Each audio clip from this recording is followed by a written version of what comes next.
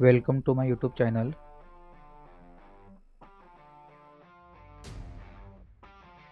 Guys, आजच्या व्हिडिओमध्ये फुल मजा आहे, फुल भांडणं आहेत, फुल सेट डेडिकेशनने मारलेले आहेत. आज वर्कआउट चालू करूया hamstring, glutes and calf workout. पहिला सेटला आपण glutes workout, back kick using functional trainer.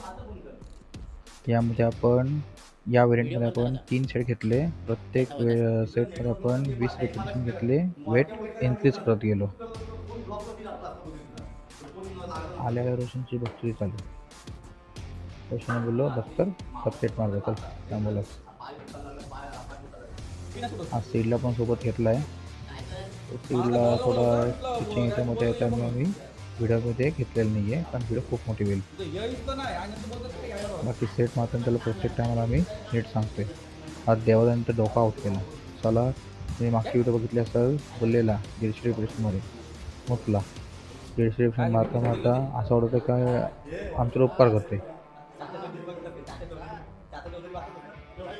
सांगते हात धरून अर्धा वेट हाताने ढकलते वरती. का उपयोग आहे वेट मारायचा?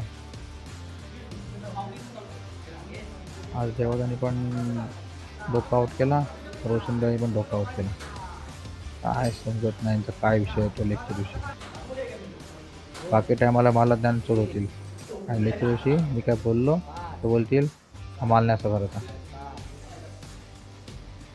भाई, बाकी वर्कआउट जसं करतानाच लेगचा वर्कआउट पण डेडिकेशननी करा. तर बॉडी बनतील, फक्त वरची बॉडी बघू नका.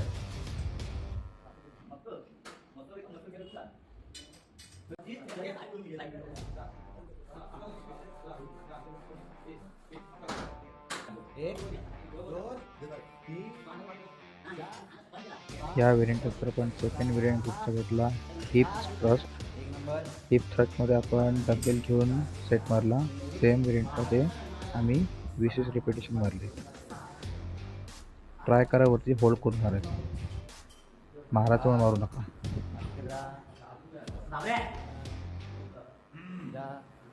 या प्रोशनने फुल डेडिकेशनने वर्कआउट केला, काही बोलला नाही.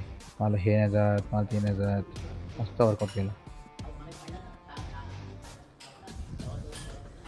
फक्त देवादा तर बोललो सेट मार, देवादा बोलते काही बस कर.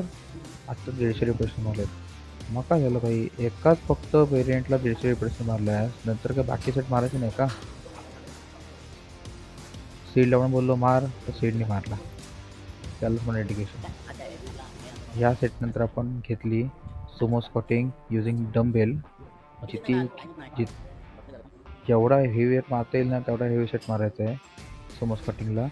फक्त प्रत्येक एका व्हेरियंटमध्ये 3 सेटमध्ये 20 रिपिटेशन यानुसार मारायचं आहे. या सेटमध्ये मी रोशनला बोललो भाई तीच ऑलरेडी हेवी आहे, त्यात तुला मी बोललो 15-15चे आपण घेऊया, नाही काहींनी 20चे घेतले. नंतर वथरला आणि फॉर्म पण परफेक्ट गेला नाही. त्याला बोलतोय भाई वेट कमी घे पण फॉर्म परफेक्ट नाही, नुसता मारत आहे म्हणून मारून काही उपयोग नाही आहे. पण नाही का शेवटी झालंच ना फास्ट. एवढं समजवते त्या दिवशी 22च्या मला काय वेट कमी मार मला बोलतो, आणि आज ज्याला बोलतो कमी मार फॉर्म परफेक्ट मार तर नाही, अजिबात ऐकत नाही. बघा लाज लज्जा शरम आहे का बघा सगळे बोलतात तरी पण स्वतःच खरा करेल. काही गरज आहे का त्या भाषेत आम्हाला मोठं ज्ञान सांगत होता की असा मारता तसा मारता, एवढा वेट मार तेवढा वेट मारता. आणि आता मी बोललो कमी वेट मारून प्रॉपर सेट मार तर नाही, मला हेवीच मारते. पुढचा पण त्याने काय केला, हेवीच घेतला. बोलो मार मला काय, आणि हे माझ्या घेतात आमची.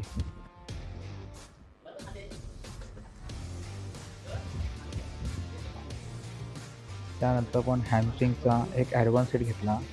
या सेटचे सगळीकडे मशीन आहेत. आपण स्मिथ मशीन वापरला.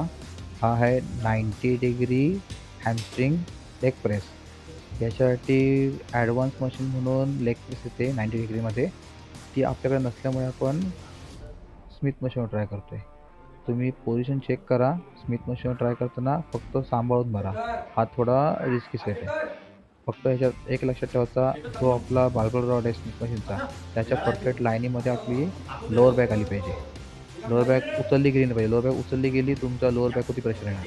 लोअर बॅक स्टेबल राहिली पाहिजे आणि नीज थोडे बाहेर काढायचे. नीज आतमध्ये ठेवायचे नाही. नीज थोडे बाहेर काढायचे शोल्डरच्या लाईनमध्ये आणि वर गेलात काय तुम्हाला पाय स्ट्रेट करायचा आहे पूर्णपणे.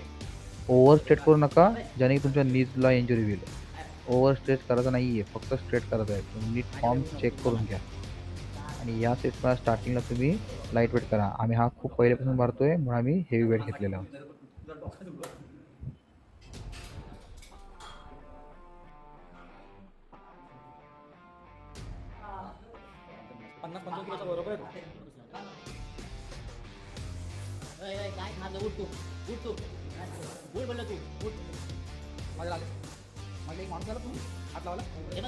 आज आपण जास्त वर केलेलं नाही. दोन व्हेरियंट ग्लूट्सचे घेतले. एका व्हेरियंटमध्ये 3 सेट.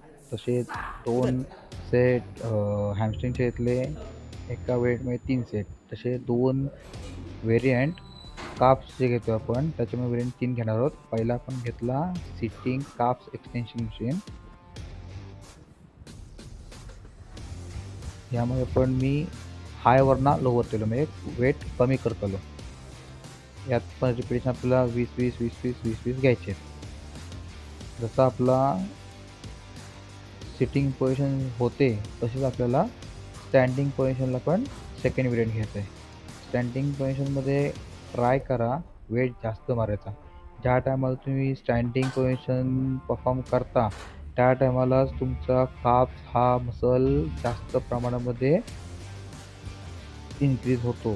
स्टँडिंगनीच जास्त प्रेशर येतो आणि स्टँडिंगनीच आपली ग्रोथ चांगली होते काप्सची.